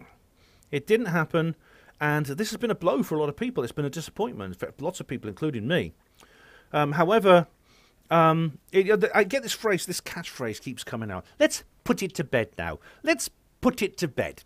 I think this unmentionable letter of the alphabet, it's had its day. We need to put it to bed. But, GK, in the video, I mean, maybe you've left maybe if you watch the video and explain, it'd be best actually to do it on the actual alt-text site. I mean, it's setting up an account on BitChute and Odyssey is easy as setting one up on YouTube. I just would rather, I do try to explain why I think it's not. So it's not like Freeman on the Land, and I explain why in the video. So you haven't actually said anything. You haven't actually explained here why you think what I said in the video is wrong. So please go ahead and do that. We have 2 of 2, and we have Israel Diego Rivera, Genius 2, the real genius. Have you heard of the Hindenburg Disaster? It looks like it was sabotaged. Could some of these giant UFOs be classified airships? Yeah, the Hindenburg Disaster is very famous. There's footage of it. There's both footage and also radio commentary from a reporter on the scene. This happened in New Jersey, I believe, in 1936. The world's largest ever aircraft, 800 plus feet long. Just imagine that. I couldn't imagine what it looked like. I wish they'd build them that big today.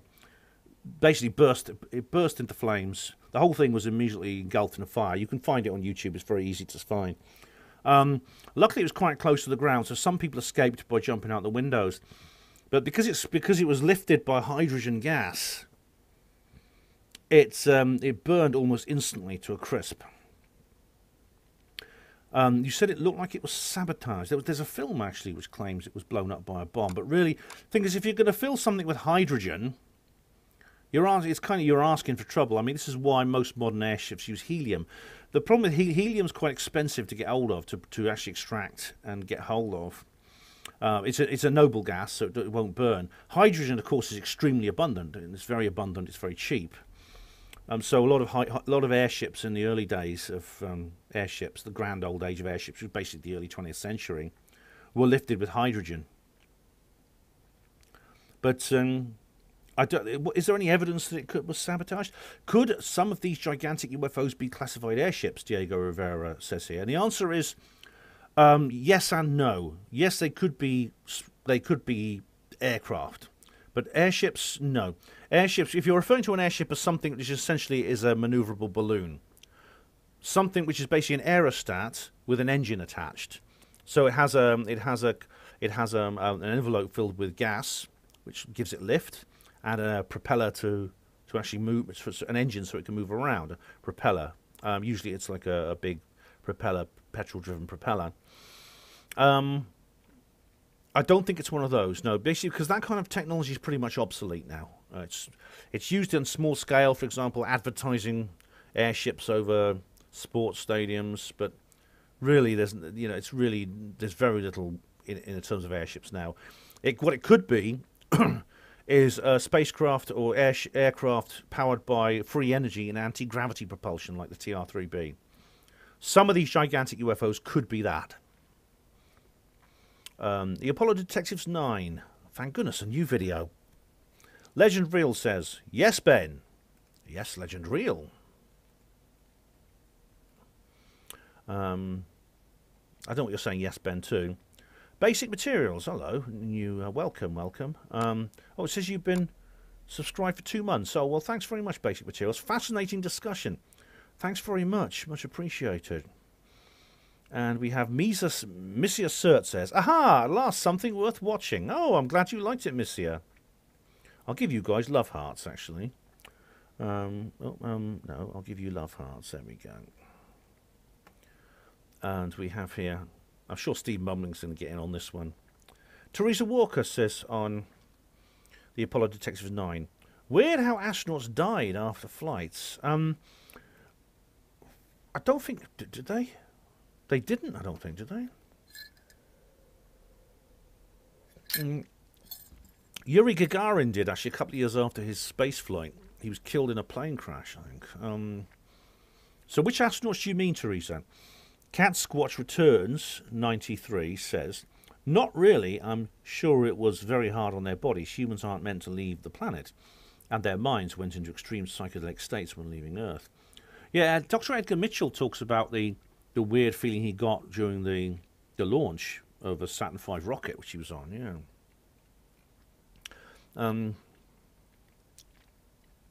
Charles from Project Camelot says, one of those things not generally known. The effects of low gravity on the human body can be deadly. Thinning of the arteries, DVT, as deep vein thrombosis, bone disintegration. It's really nasty up there. That's right, Charles. There's been medical experiments being done over the last few decades. It started by the Russians on their Salyut spacecraft on the Mir, but it's carried on the International Space Station. Basically, when these people come down after 6 months in low gravity, in zero gravity or microgravity, they have a lot of problems, all kinds of problems that can take years to fix. And this of course, is very important research. If we're going to send people to Mars, Jupiter, and Uranus, how are we going to do it? If they could never survive a trip in microgravity that long. And Teresa says, yes, the physical effects must have been tremendous, no doubt. Charles says, also intracranial pressure syndrome causing visual hallucinations such as bright lights outside the capsule are very common. A lot of astronauts reported that, yeah. A lot of them do. They say that they saw flashing lights. Some people put it down to micrometeorites or charged particles of radiation. It could be caused by the effect of zero gravity on the brain. Neil! Hello, Neil Peel from the Paranormal Peep Show. He's the director of this particular video. Astronauts like Grissom died before their big flights, i.e. the lunar ones, and were all suspect. Yeah, Gus Grissom was actually the commander of Apollo 1. He and his two fellow astronauts were killed in a fire on board the Apollo spacecraft. And it's pretty suspicious, actually, yeah. Well, another of the deaths are faked also. One of the disasters, I think, Challenger or something it was called, all those that apparently died, there are pictures of them, all alive and very well under assumed names. It's very obvious that it's the same people, only older. Cute Kanji, I don't think that's the case at all. Jarrah White has actually done a... In fact, Neil says here underneath, that's not true. They sadly all passed on. Jarrah White made a film on this very topic. He did, yeah. I don't think... After watching Jarrah's video, I'm pretty convinced that's not the case. Teresa Walker says, yes, I have seen someone else cover that. They are all dotted over the USA in high-ranking jobs like uni lectures. Could not believe it. There are people, these people are not human. Would be good if Ben could do a video on this. Also, some died in the shuttle before liftoff because one of the astronauts caught wind of what was going on. I think the one you mentioned was the Challenger mission. Teresa, no, it was actually not part of the space shuttle program. It was actually Apollo. It was Apollo 1, which we do talk about in this series of videos. But I don't really want to do a video on this, Teresa, because I think Jarrah really has covered it all. I mean, if Jarrah's got anything wrong, feel free to do put a comment on his video, but I think from what I've seen, he's absolutely right. Cute Kanji says, yeah, exactly. And if it were one or two of them, you could say no, it's just people who look very much like them, but it's like every single one of them. It's not, Cute Kanji, honestly. Check out Jarrah's video. Now, nobody can deny it's them, so what the hell's going on? Why the hell would they fake a disaster unless they were trying to promote something, an agenda? Which better way than to convince these rockets and things are not really going to the moon and way outside the Earth's atmosphere that have a tragedy when all people lost their lives. Cute Kanji, I must say a red flag is starting to rise at the moment in my head. A big flat red flag. I think I know where you're going with this. They are nothing more than actors. They are no more astronauts, N-A-U-G-H-T-S, than Tom Hanks is. It is not only an agenda they are pushing, but it's one of the biggest scams to exist, making these NASA executives multimillionaires with all the government money they get. They have to justify it by making up these fake missions and phony space station. Cute Kanji, you cut off there. I think I know where you're going with this. If you are, I'm not going to, I'm not like some people just won't tolerate this discussion of this subject. But, look, I'll just say the Earth is not flat. It's not. The Earth is round. Most space missions are real. All right, I don't question all space missions, and I think the space stations are not phony; they're real. And this thing about the Challenger disaster, as I said, I think Jarrah has proved that's not the case.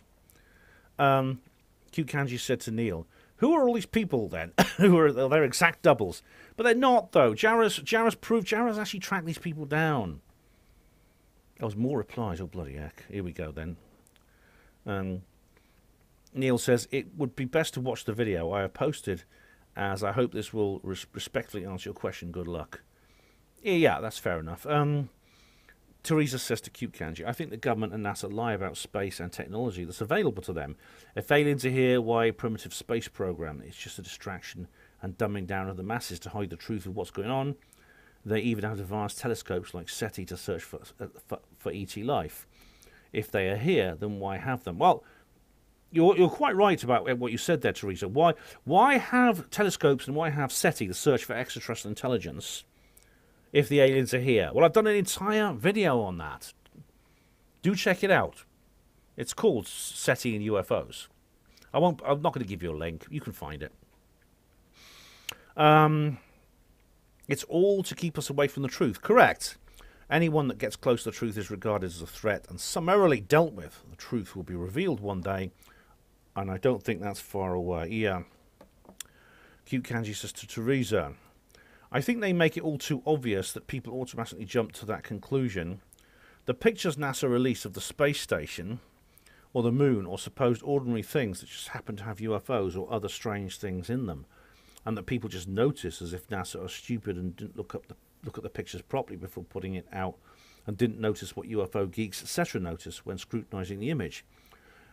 Well, it's possible these things just, you don't necessarily control for things. You can't necessarily control for things like that.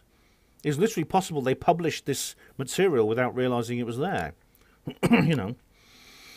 Put the picture out not knowing those things were in them. Obviously they know. They don't release anything they don't want out there. If they really were hiding that kind of thing, that's why there are many of these slipped through the net or accidentally released images available to the public. Well, they're not perfect, Cute Kanji. They are not they make mistakes. They're not all-knowing. A lot of the UFO material that's come from NASA, I think, has been released by accident. It seems they want people to believe they're covering up aliens and spaceships, as it takes away from the real cover-up. Oh, God, here we come. Here we go. UFOs are part of a psyop. Oh, my goodness me. That they cannot and do not go into, quote-unquote, space. I'm not saying people don't see UFOs, and these aren't coming from some other realm or intelligence. What, is it below or above the flat Earth? But I'm sure that NASA are a con. There are billions of dollars scam artists, and they fake all their missions to justify the gravy train and their entire existence. As of the truth, if the truth were known, they wouldn't exist. The truth is rockets cannot leave the Earth. They've been built the fastest, best, furthest able to travel before burning up all the fuel they carry and fired them up as far as humanely possible. The time, money and effort it takes them to build bigger and better is incredible. Yet they've been trying since the 1940s, but the rockets just keep going and going until they run out of fuel and fall back to Earth. There's nothing they can do about it. That's as far as a man-made vehicle can travel, yet it goes nowhere, rather than admit that they made these movie-like videos with actors pretending to be in space. But Cute Kanji, that's not true. They go into if they reach escape velocity, they can enter orbit, and they do. That's what the space shuttle does. That's what the International Space Station was built in orbit. Seriously, man, I know where you're going with this, right? But I've done an entire video on the flat Earth. Please do watch it. I've explained it's complete rubbish. It really is. Cat Squatch Returns 93 says, good man, keep up the solid work. This is on Apollo Detectives 9. You've put out for years. Good, you're a good man, Ben. I like you. Thank you very much, Cat Squatch. Social Dilemma, Brother Porter. Pride and Dignity. It's Trevor. Fantastic work, gentlemen. Thank you very much. Trevor. That's old Trevor. He's now a YouTuber. He's got his own videos now, does old Trev. Apollo Detectives 9. Charles from Project Camelot says, the floorboards are stomping and the walls are shaking. Women are grabbing their children off the street and running inside and bolting the shutters. The unmistakable sound of an ancient hero gets louder and louder as one they chant his name. Mumbling, mumbling, mumbling, mumbling. This is going to be messy. Nice knowing you. Yeah, he's on his way. I can hear the rumbling and mumbling. Come on, Steve. The drums of Charles. So that's Barty's Den there saying that. The drums of the drivel. Jock of ages. Poetic AF. Pride and dignity, Charles. So thank you. I'm very, very proud and dignified. Barty's Den. Piffle and Codswallop. Charles. When they are both full spruiked, all the nutters there are in the pub. The tinfoil takes the crown. Well, he hasn't replied on this one yet, but I'm sure he will. Social dilemma. At 1 hour 6 minutes, the astronaut was using the Force. Oh, right. Sorry, I don't have time to look that up, Trevor. Sorry, mate. Barley's Den. I keep reading the title as The Apollo Defectives Blame Steve. Yeah, he's got a mental worm in there now, hasn't he? You read that, says Charles. Absolute rubbish. Barley's Den. A steaming pile.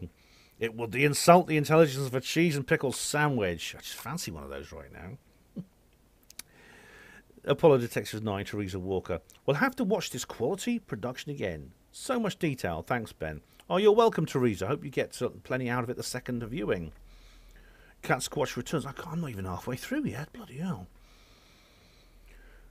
There's really some very old stuff here that I don't think I'll ever be able to understand. Oh, dear. That's in Apollo Detectives 9. Well, I hope you... we do our best to explain ourselves. We may not be perfect, but we do our best. A. Jones. Oh my goodness me, who's that? Not Alex Jones, is it? Oh, this is interlude Colonel Holt video removed. Oh, this is an old one. I've been looking for this video. Annoying. Can you not just remove the person? What do you mean? You've been looking for this video. Annoying. Can't you just remove the person? Well, don't watch it, A. Jones, if you don't like it. Apollo Detectives 9. Supreme Enlightened Tramp. The mannequin is a total joke. How many times do they want busting? Oh, well, judging by its size, I don't think it would have to be, if it's a person, it's an awfully small astronaut, isn't it? You know, surely, and it doesn't move. Apollo Detectives 9, Tim Simpson. Great video, Ben. Very interesting and informative. I always wondered how the videotape survived in the magnetic field of the moon's missions. Yeah, isn't it, Tim? It's a good question, isn't it, mate? Yeah. It's actually the... Yeah, it's videotape. It's the photographs as well, I think. But was any videotape taken on the moon? I don't know. I know there were photographs taken, and there was a live TV camera, which didn't work all the time. In Apollo 12, it broke down. Anyway, same video. Nothing as it seems. Fake it until you make it. Yeah, I think it's the other way around. Make it till you fake it. Same video. Tommy Time Television. Hello, Triple T. How you doing, mate? There's no way it was faked. This is why. The scale. There wouldn't have been 7 missions. There wouldn't have been hundreds of hours of video footage. A mission with an explosion on the command module and so many moon rocks. All right, well, the moon rocks, we did it. If you go back a couple of videos in this series, I can't remember which ones. We talked specifically about the moon rocks. The explosion on the command module, that'd be Apollo 13, yeah. If it was faked, it's human natural instinct only to do 1 or 2 missions. Win the race and call it a day. Were the X-15 missions faked? Was Joe Kittinger record jump faked? This was an era of bravery and pushing yourself to the extremes. You could even see it with the boxers and the likes of Muhammad Ali, even music artists. It was a trend of the times, a very competitive age. Well, the X-15 missions were not faked. No, that was a real... This was a suborbital space flight. It was Chuck Yeager and people like that. Joe Kittinger. Who's Joe Kittinger? Let's have a look. I think he might be a high diver. Joe Kittinger jump. And what's this? Oh, the original space jive. Joseph Kittinger. There's a lot here. Right, I don't know. There's several videos. I know the one. It's the dive from the edge of space, 1960. Let's have a look. At Sky Vegas, we've got ads. If there's too many ads on this, I'm going to skip it. Bloody blah. Oh, here we go. Right. Air Force balloonist Captain Joseph Kittinger Jr. Pound the balloon. Let me just share. Let me just share screen. This is display capture. Felix Baumgartner did something like this. Goals, a new jump. Plastic gas bag goes out stable to get new date's flight. Films the leap, and Kittinger falls free, plummeting 1,650 miles an hour. Operating some equipment, but the mission is a complete... Right you are, mate. All right you are. Tommy Time Television, I don't believe that's faked. I really don't. The X-15 mission was not faked. That was... No, I don't believe that jump was faked, because basically... There's no reason to fake it. I mean, it can be done. Felix Baumgartner did another one, even higher, I think. Muhammad Ali, no, of course he wasn't fake it. He was filmed on TV. Yes, it's an era of bravery. It's pushing yourself to the extremes, and indeed, it was. You know, rockets had just been invented. The space age was new, of course, but that's not a reason why sending an impossible mission to the moon wouldn't be faked. It was a very competitive age, but it was also a very political age, an age of great conflict, of great fear. It wasn't only space. It wasn't only space and things like that were new. So were nuclear weapons. And at that time, you know, this was the first generation of people who had to deal with the possibility that a war might come that would destroy the Earth. We were born in, and people like me, my age, we were born into this world. But for the people who had to experience it for the first time as something new, it messed with your head badly. As for the moon rocks, as I've explained, and the scale. As for why didn't they just do 1 or 2 missions, I don't know. But Apollo 13 was a convenient way of saying, no, maybe we just shouldn't carry on with this.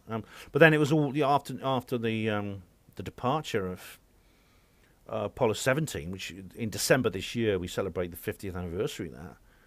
Never went back. It's odd. Charles says, under here, it was all about giving the middle finger to Yuri Gagarin. Once the point was made, there was no need to go back to the moon.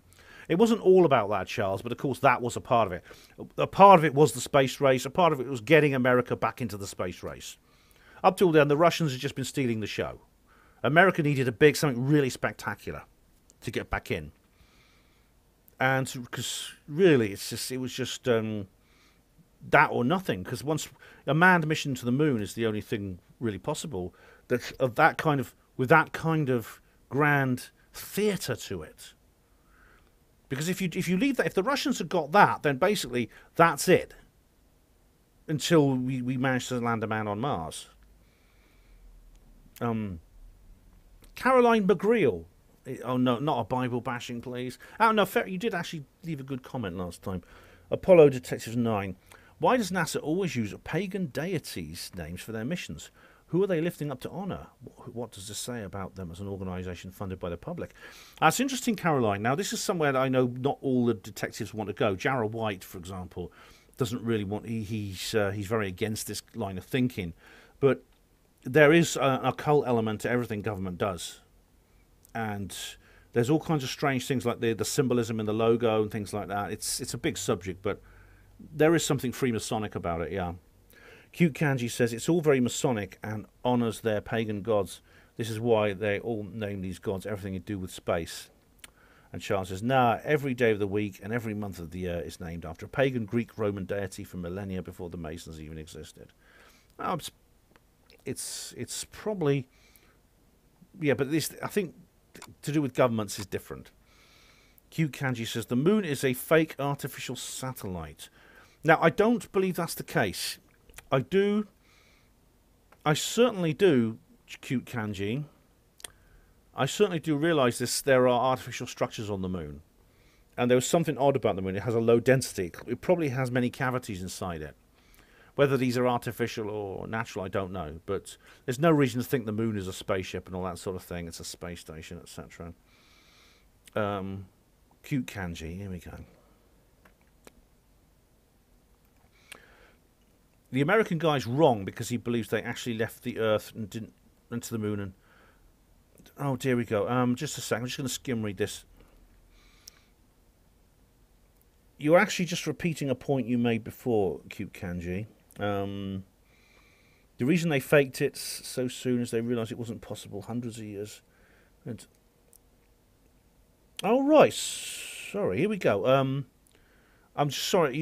I'm going to skip the bit where you just make the same point you did about rockets. But then you say this. The reason they faked it so soon is because they realised it was not possible, at least for hundreds of years into the future. Oh, so you do accept the moon exists, then? You're not one of these people who just said it's a luminary and it's got nothing to do with anything because the Earth is flat. You're not one of these people. Just the surface temperatures on the moon alone is a dead end to the possibility until they discovered a material that protects a human being from such extreme heat. It's impossible for humans to survive lunar night, which is extremely cold, because there's no atmosphere. It goes from one extreme to the other without gradual transition. That's true, yeah. That alone, never mind the radiation. So that's what would meet you if you could get a rocket out into space in the first place, which they can't. All right, cute Kanji. At least you accept the moon is real. That's something. Apollo Detective 9, Hachi says, can anyone explain how we get through the Van Allen belt and leave the Earth to get to the moon? It's all obviously top secret how they got to the moon buggy in a little pod and put their spacesuits on. Absolutely amazing. Love to bear, nothing new under the sun. Oh, thanks, Hachi. You're getting a love heart. How did they get through the Van Allen belt? That's an important point because at the time the Apollo missions were being planned, very little was known about the Van Allen belt. It had only been discovered a couple of years earlier. For all we know, it could have. Its size, its depth, its height, its intensity was not very well known. Yeah, Cute Kanji says, if those suits could withstand that amount of radiation, they'd use them in nuclear disasters and be totally fine. Yeah, if they could withstand such extreme hot and cold temperatures, they'd use them in the Arctic and desert, but they don't. They still wear big fur-lined parkas in the Arctic and have to wear traditional Arab clothing to travel on camels in the desert and carry tons of water. The actual capabilities of the spacesuit are very interesting. In fact, Apollo Detectives 8, we did cover the spacesuits in enormous detail. Scott, the guy we had on, the Canadian guy, what's his name? Scott? Oh, what's his other name? He's done a special investigation into the space belt. Charles says, easy. The Van Allen belt is permanently in flux and goes through a predictable cycle of low points that become negligible in radiation intensity. The missions are planned to coincide with these low points. Really? But Charles, the belts were only discovered, I think, they were actually discovered in 1957. They've been theorized to exist before because of, I think people found, they found particles in certain rocks or ice at the poles or something like that. But really, at the time, it was possible that they were flying these spacecraft into an unknown radiation environment, not knowing if the protection they planned was correct.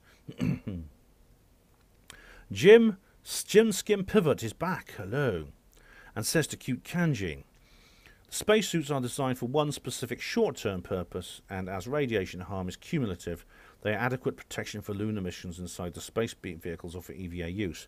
Polar gear is designed to contain and conserve heat, while nuclear disaster clothing in the immediate vicinity of a very specific radiation source with known and measurable intensity must predominantly be lead-lined. Space is not the equivalent of Chernobyl, on-site danger zone, neither is space radiation similar to the escaping fission projects near their source. No scientific authority claims the VAB are impenetrable or lethal at Apollo transit speeds and mission duration. These jokers are talking speculative, ignorant-based nonsense. Oh, really? Easy to say that afterwards, Jim Skim Pivot. What about beforehand? What about before you send those rockets into space and don't know how it's going to end? You see, you keep saying this about the Van Allen belts. We know a lot more about them now than we used to. And that's the end of that thread. Gary Robertson said on Apollo Detectives 9, Merry Christmas, Brother Benjamin. Merry Christmas to you, Gary. Diego Rivera says on Apollo Detectives 9, they never landed humans on the moon. Look at the struggle they have had with the James Webb Telescope. I agree. There's never. Well, I think people have been on the moon, but not the Apollo missions. But the James Webb Telescope is something entirely different. David Smith. I know they actually shot right by it and ended up on Mars. Well, I know you're being sarcastic, David, but that's actually true. That's why they had to fake the whole moon landing thing. Those idiots at NASA completely missed a massive object like the moon. Luckily, they had a space compass. Oops. Tech salvaged from the Roswell alien crash that allowed them to adjust course and use Mars as a secondary stop. From there, it was just a case of refueling via the underground bases before warp speeding back to Earth. Nobody suspected a thing. Those gullible fools. Yeah, well, David, you obviously know more about this than you're supposed to. I wonder where you got that information from. Anyway, guys, that's the end of hour number 2. Oh, God, it's going to be longer than I thought. I always say that, don't I?